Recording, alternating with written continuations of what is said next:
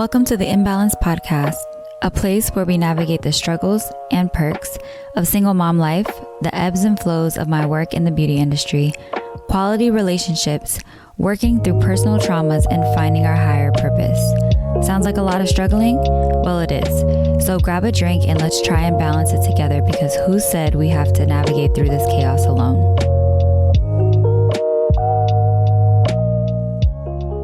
Welcome to the Imbalanced podcast, your weekly dose of mom brain, unfinished tasks, work fatigue, and simply trying to balance the imbalance with me, Kat, your host. Something that I do want to do this year is get a little bit deeper with you guys.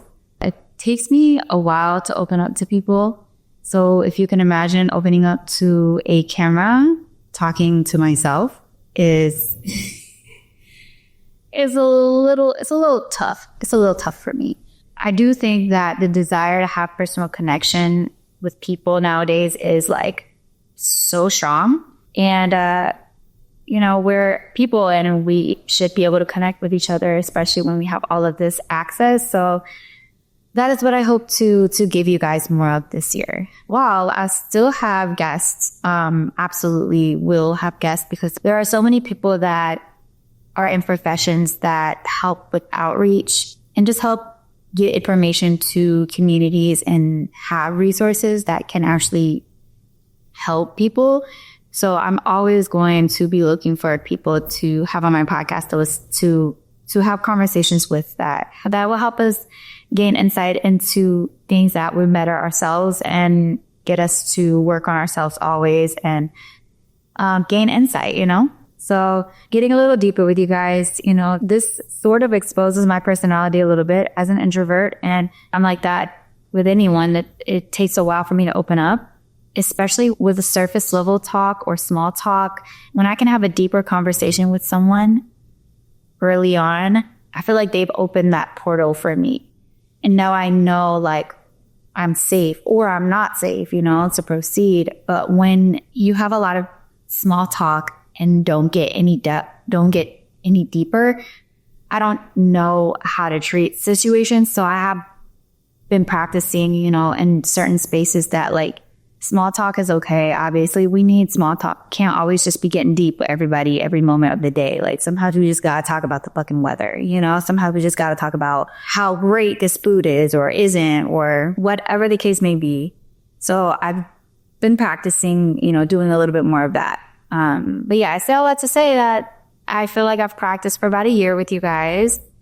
So I want to get a little bit deeper, And one of the main questions that I get from people is how do you do all of these things while also being a single parent? And my answer to them is always IDK. In that moment, I'm always just I'm just doing what I can to get by, right? Because it's exhausting thinking about all the things that I have to do all these extra things, or, I'm just working and being multifaceted while also raising children. But I wanted to take a time and a moment to really reflect on how I specifically do what I need to do to be as well-rounded as I can be.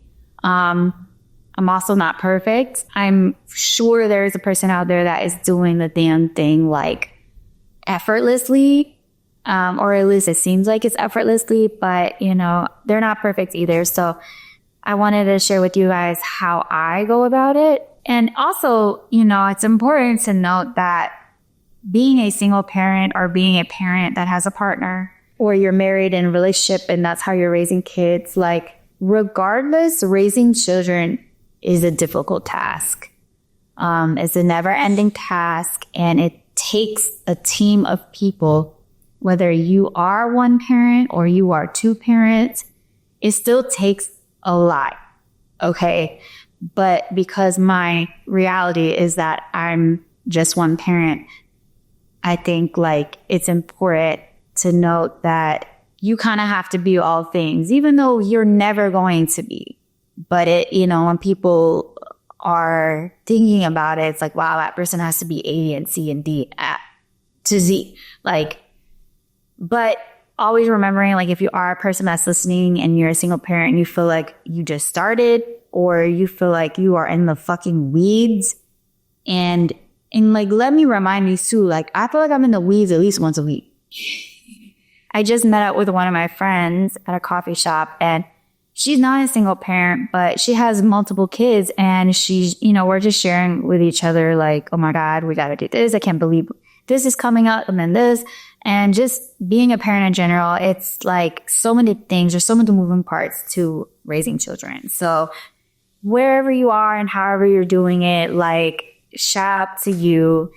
Literally, like, don't give up. And sometimes these kids is just some badass kids, okay? I'm speaking to my own kids sometimes. You know what I mean? I had a friend, she doesn't have any children, but she sent me this meme and it made me fucking crack up because, I'm always focused on, like, how can I be a better parent? Like, so that my kids and, like, mental health and blah, blah, blah, blah. She sent me this meme that was like, girl, sometimes them kids is just badass kids. And I'm just like, you are so right. Like, sometimes we cannot blame ourselves for them acting like children. Children that are whatever age they are, like, sometimes no matter how much prep work you do, how much you're teaching them, how much therapy they may be in, like, sometimes they just don't act how they're going to act and drag you crazy. And that's okay. So anyways, how I do this single parenting thing. This is going to be like a layer of answers and they all come together. So these are, I guess, factors into how I'm able to do A, B, and Z. First thing is time and experience. So for some context, I have been a single parent for 6 years. So that gives me time and experience, right? My parents are still married, so I didn't experience growing up in a separate household. So this is completely brand new to me, okay? 6 years ago. And I was married to their dad. And also, like, their ages are important as well. So my oldest is 12 and my youngest is 10. And for me, it definitely, there is a level of independence there, which I'm so grateful for. And honestly, like, I'm sorry, but I'm loving it. I'm loving it. Like, so that's one reason why I've been able to open myself up to be able to do other things because of their ages. But as everyone knows who has children, with a new age comes a new challenge, but also a new, pro. So that's always forever going to be a thing as they grow up. So the people that may be new parents or new single parents with a young child, some of it is also having the realization that your time is spread a lot thinner because you have to be more present with with the baby. You know what I'm saying? Like, they have to be in nap time. You have to make sure they're fed. But diaper change, you consistently checking on them. Like, there's a very consistent presence that you have to have. But the upside to that is that because babies can't really, they pay attention to what you do, right? But not to the level of like a 10 or a 12-year-old.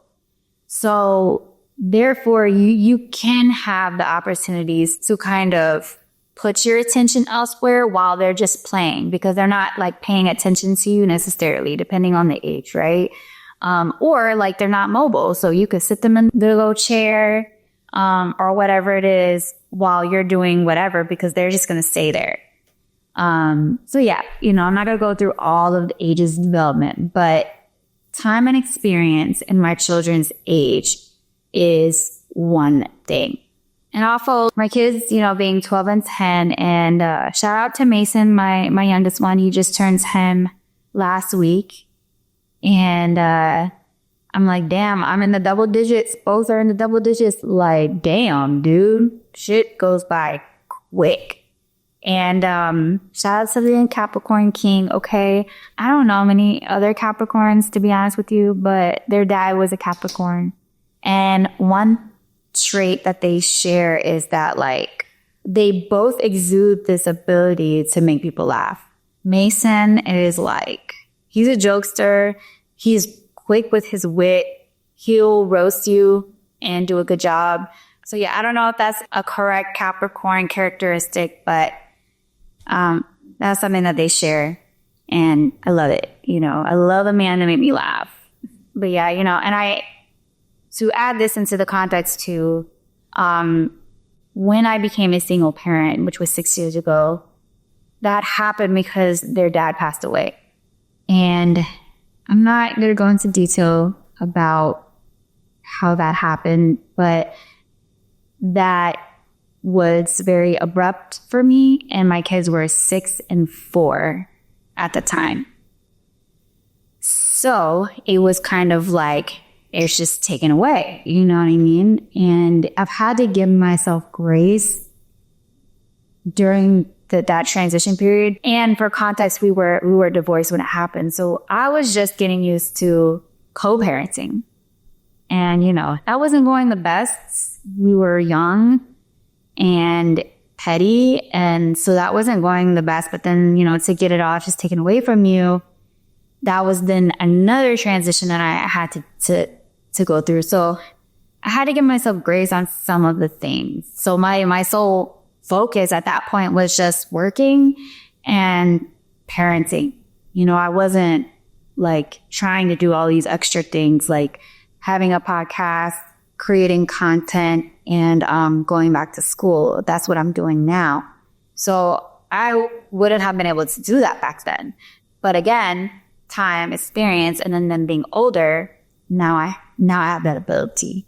And then going back to him passing away 6 years ago, I'm not ready to open up about it yet on this platform, but that is the reason why I am so serious about mental health and I'm so passionate about it, especially in children, because I feel like, as you become an adult, we can 100% turn our lives around. We can change our mindsets. We can do all these things.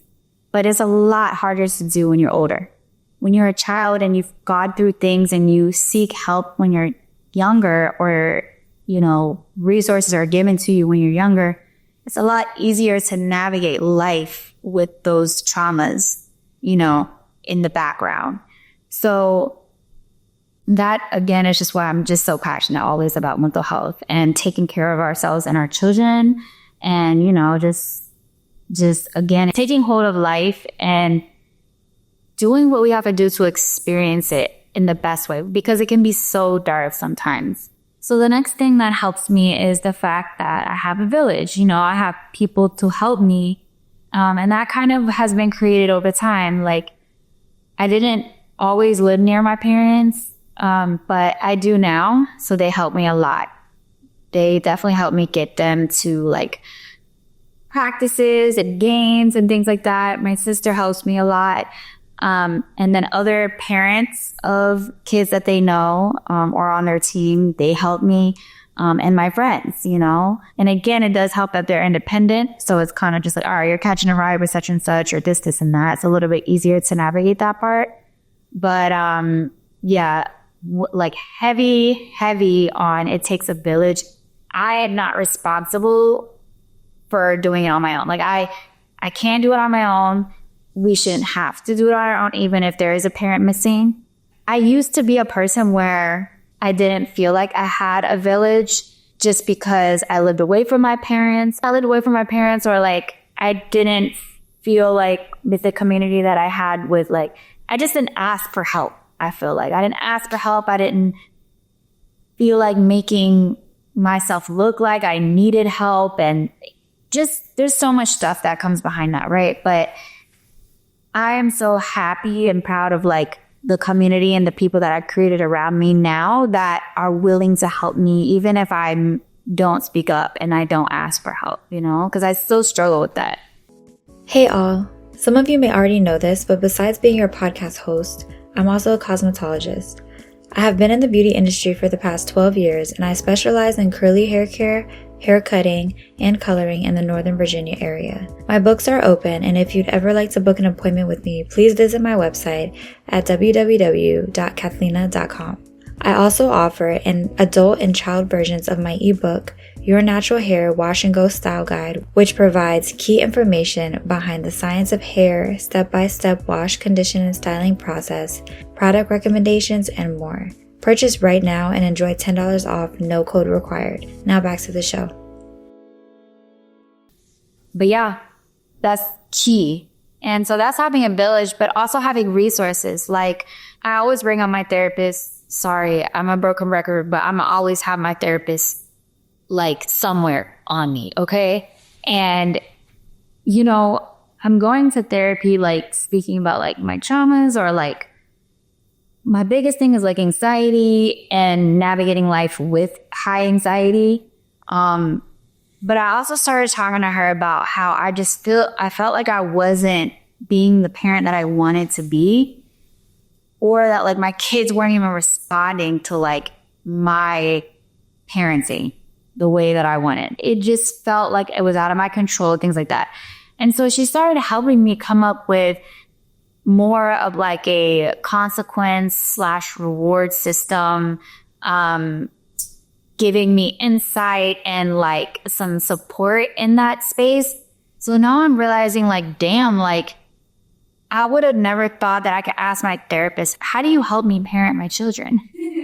You know, like I just wouldn't have ever thought that that was a thing that you could do, but that is absolutely a thing that you can do with your therapist, or like your kids, if they have a therapist, school counselor. Dude, like the way that I go and I tell their counselor, like, hey, these are the context of like the things that my children come with. This is the type of personality that they have, each of them.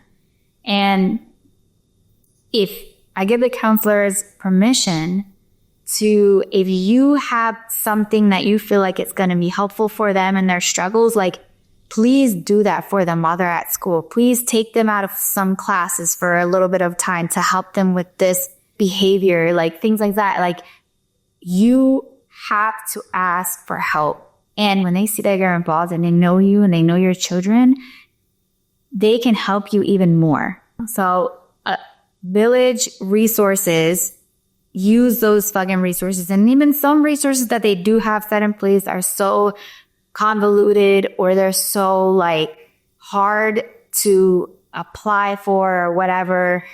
But just again, try to plan ahead of what you need to do to be able to apply for certain resources, or research, get someone to help you research. Like, don't ever stop asking people for help. I don't care what it makes you look like. Everybody needs help with something. The next thing that is helpful for me is time management. You have to, at some point, figure out with time management. I take off on certain days of the week, and I work certain days of the week. And I also only work evenings on certain days. So if a client texts me talking about they can only come in on a certain day, but that is my day off, I cannot fold and take them. Me personally, some people can do it like whatever, fine, charge more money on your days off. That's great. But for me, because my time is important, and within my time off, I've already bundled in me time. I've already bundled in study time. I already bundled in class time. I've already bundled in content creating. All of these things, right? That is my boundary. I can't come into work because this only works for you. So you have to come in the days that I'm working, or you have to find another stylist. And most of the time it works out. Like, you just have to, again, communicate, say, hey, I can't come in this day. But most of the times, if they want to see you and they value your work and your expertise, then they'll figure out a time to come see you. That's just how it is, you know? So time management is so important to me, because that is how I'm able to get through the week and know what it is that I'm capable of doing and putting my time towards. This is another one that I'm heavy on because I'm an introvert. Being realistic with your energy. So knowing what I can and cannot do.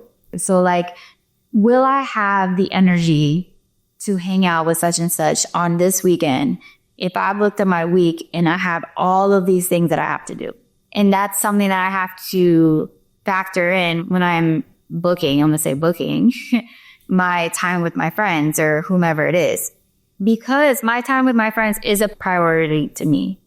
You know, like I need to see other people besides my children and be able to kiki and maybe have some wine, have some good food. Like I love being around my friends and just having my time with them. So that's a priority for me. So I will factor that into my schedule, but I also need to be conscious about my energy for that week. If there's too much going on, then I have to change to another week. And my friends know that. We plan things according to that. And I would also say another perk is like a lot of my friends are in the service industry. So they make their own schedules as well. So, you know, work within a group of people who has similarities as you. That will obviously be easier. Another factor of how I'm able to do this is my job. It's to my benefit that I'm able to book my own clients and make my own schedule.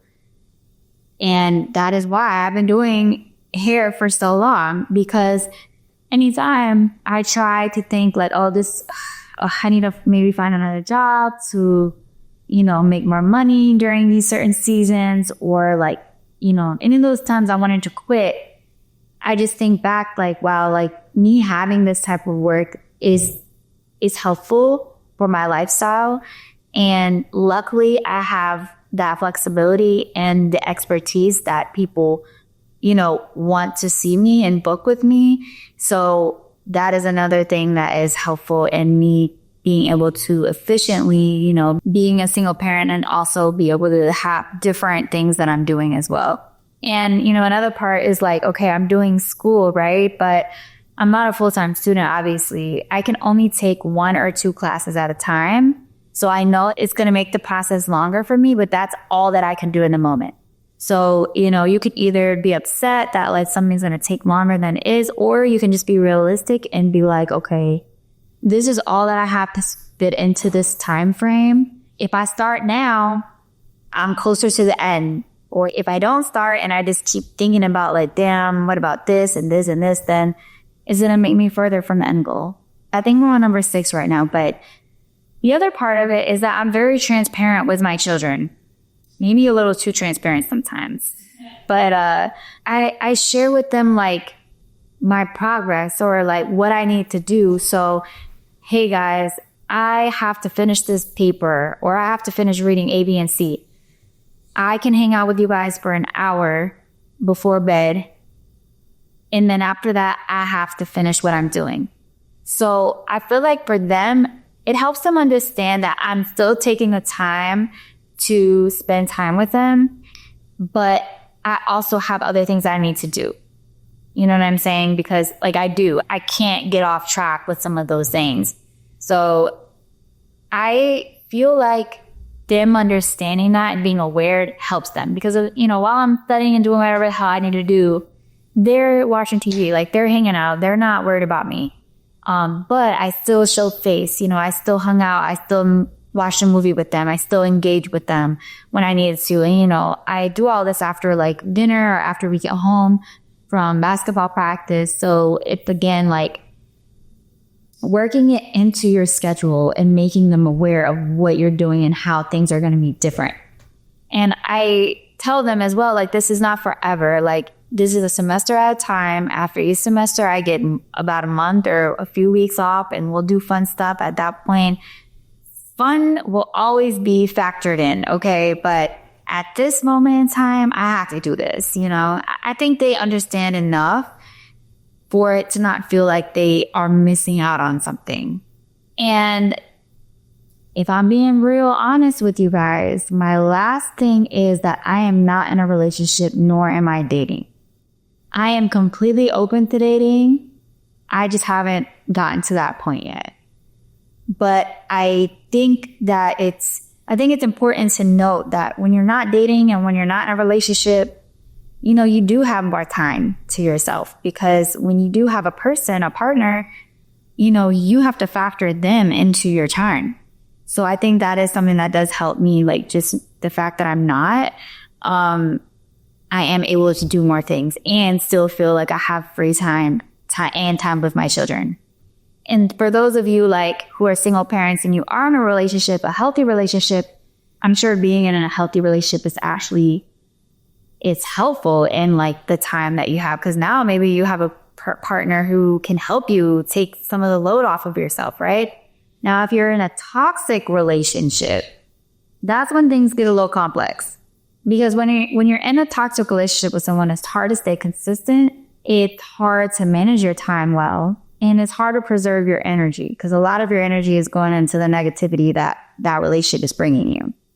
So because of those things are factors that help me efficiently single parent. If those things are getting taken away, then you're not left with efficient me single parenting. You know what I mean? So this isn't a dating or relationship episode, and I am in no space to give any advice, but we got to get rid of these toxic relationships, man. Like, especially if you're trying to parent your children. If it's toxic, it's taking up your time, girl or boy.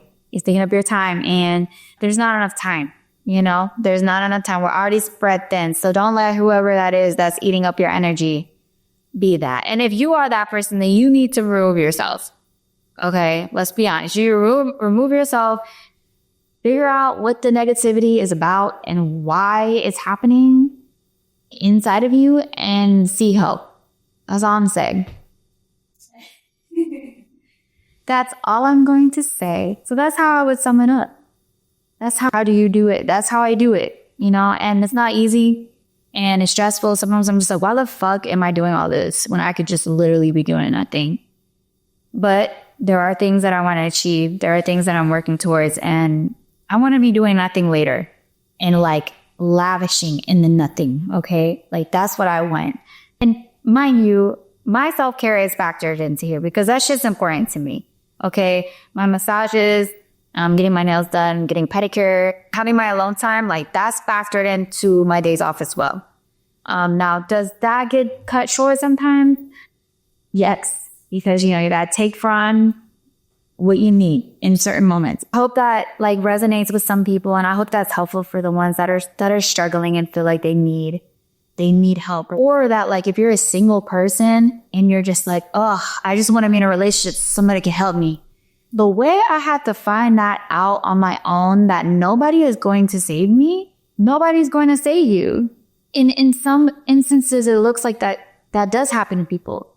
It looks like it, right? But we can't move through life thinking that that's what's going to happen. You have to take control of your own life and your own issues and your own mishaps and and your achievements and things that you want. You have to take control because like nobody's going to save you. And you're also not going to attract what it is that you want if you're still trying to work towards certain things. And of course, this isn't always thing. I'm getting a little philosophical with you guys here, but I wish I could have told myself that a little while ago that, hey, nobody's going to save you.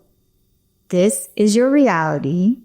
And this may be your reality for a long time. I may very much have to single parent my children until they are old enough to be on their own. And that is okay. I've quickly realized that. And I'm getting my stuff together now. And it's like, I even have a different mindset on what it is I even want. I don't want any more children. Absolutely. Because for me personally, I just feel like going through what I went through with my children, I don't ever want to be in a space where that would ever happen to me again, number one. And number two, I just don't have the desire to. I'm happy with my two kids and where they're at. And I want to solely focus on building them up and guiding them. If I find someone and he has children, I'm open to that, but I'm not going to raise a baby again. I'm auntie over here. I'm enjoying this auntie era, okay? Because I did all that. I'm done. So nobody's going to save you. You have to save yourself, and people can help you, and people can help you get to the version of yourself that you want to be. Unawa is a constant geography and seeking. So if you resonate with this episode or simply want to chat, if you feel like you just want some guidance or some help or just want someone to listen to vent, I'm all here. I'm all open. I'm all ears. Send me a DM, email, comment, whatever you want, whatever you wish. Because the community is the number one thing that keeps us together. So I feel like we have to continue to lean on each other and help each other when we need help. So thank you all so much for listening. I hope you enjoyed this episode, and I will see you next time. Let's stay connected. You can find me on Instagram at Imbalanced with Kat or on my website, imbalancedpod.com. Give me a follow or a podcast review, and I'd love to share it on air. Thanks again for listening. Hope you enjoyed this show.